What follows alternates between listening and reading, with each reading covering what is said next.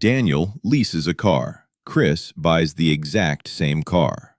Same dealership, same day, same model. Both of them walk out thinking they made the smarter decision, and they're both wrong.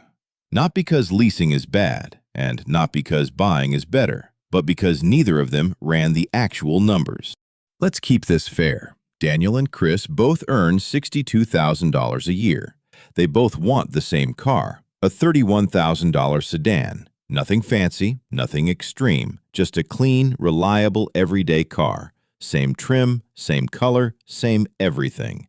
The only difference is what they sign.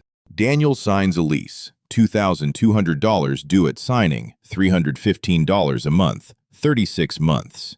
The salesperson smiles and says, low payment, brand new car, full warranty. In 3 years, you just hand it back. Simple, clean, no strings attached. At least, that's how it sounds.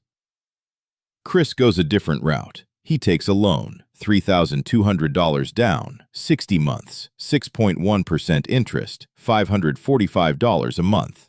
That's $230 more every single month. The salesperson doesn't even need to say anything. Chris already feels it. Day 1. Daniel's pockets are heavier. His payment is lighter. He drives off the lot feeling like he outsmarted the system. Chris? He feels the opposite. Higher payment, more pressure. And from the outside, it looks obvious. Daniel made the better move. But there's something Daniel doesn't realize yet, and it has nothing to do with the monthly payment. Every dollar Chris pays is buying him a piece of something. Every dollar Daniel pays is renting a piece of something. And that difference, over time, is worth tens of thousands of dollars. For 3 years, Daniel is living comfortably. Brand new car smell, full warranty. Something breaks? Covered. A C stops working? Covered. Random mechanical issue? Covered. No surprises, no stress, just a fixed monthly payment. Chris? Different story. He's paying $545 every month while watching his car lose value. The moment he drove it off the lot, that $31,000 car dropped in value immediately. By year 1, maybe $25,000. By year 2, around $21,000. Meanwhile, his loan balance is still high. For a period of time, he owes more than the car is worth. That's called being underwater, and psychologically, it feels terrible. Every payment feels like it's going into a hole. Daniel sees this, everyone sees this, and the conclusion seems obvious. Daniel made the smart call. Let's run the actual numbers. After 36 months, Daniel paid $2,200 down plus $315 times 36 equals $13,540 total. Chris paid $3,200 down plus $545 times 36 equals $22,820 total. Daniel has spent $9,280 less. On paper, Daniel is winning by a lot. But this is exactly where the story changes.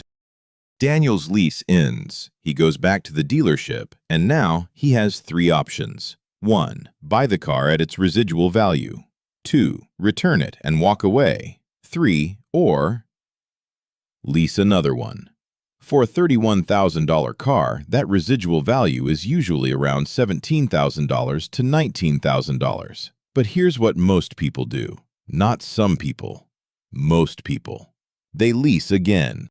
New car, new contract, new down payment, another 36 months. He's back at month 1. Odometer resets to 0, but the payment counter never resets. Now look at Chris. He's 36 months into a 60-month loan, still paying, still locked in. But here's the difference. Chris has an end date. It's real. It's coming. Every payment Chris makes moves him closer to ownership. Every payment Daniel makes moves him closer to starting over. This is the difference the monthly payment completely hides. One is a conveyor belt, the other has a finish line. Month 60 arrives. Chris makes his final payment. That's it. The car is his. No more monthly payments. From this point forward, his only costs are insurance, gas, maintenance.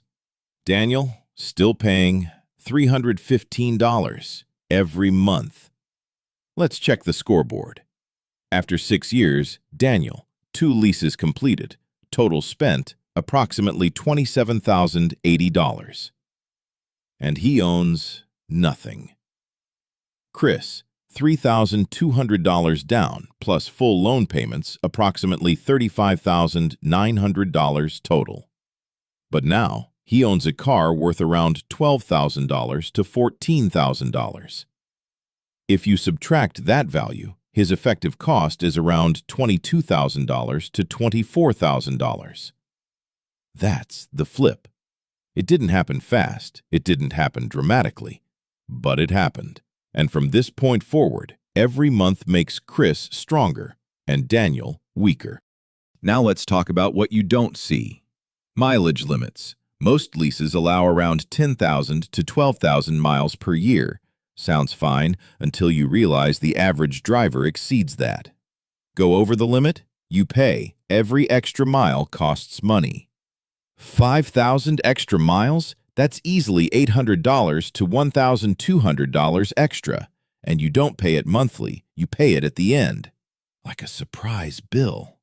Wear and tear, scratches, interior damage, wheel marks, all billable. And guess who decides what's normal? Not you. Disposition fee, $300 to $500, just to return the car. Yeah, you're literally paying them to take it back. Now, to be fair, buying isn't perfect either. After the warranty ends, everything is on you. Repairs, parts, unexpected failures. On average, $1,200 to $1,800 per year. Some years, it's nothing. Other years, it's a $2,000 problem. That unpredictability is what people hate. Now zoom out. 10 years. Daniel leases again and again.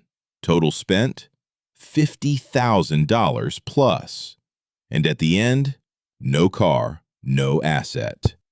Chris, loan paid, approximately $36,000. Maintenance over time, approximately $12,000. Total, approximately $48,000. But he still has a car, worth something, paid off. And that's the difference. Not in year 1, not in year 3, but over time. The trap is not leasing. The trap is not buying. The trap is making a $30,000 decision based on a monthly payment. So the next time someone slides a monthly payment across the table and it looks almost too good to be true, ask yourself one question. What does this actually cost me when it's all over?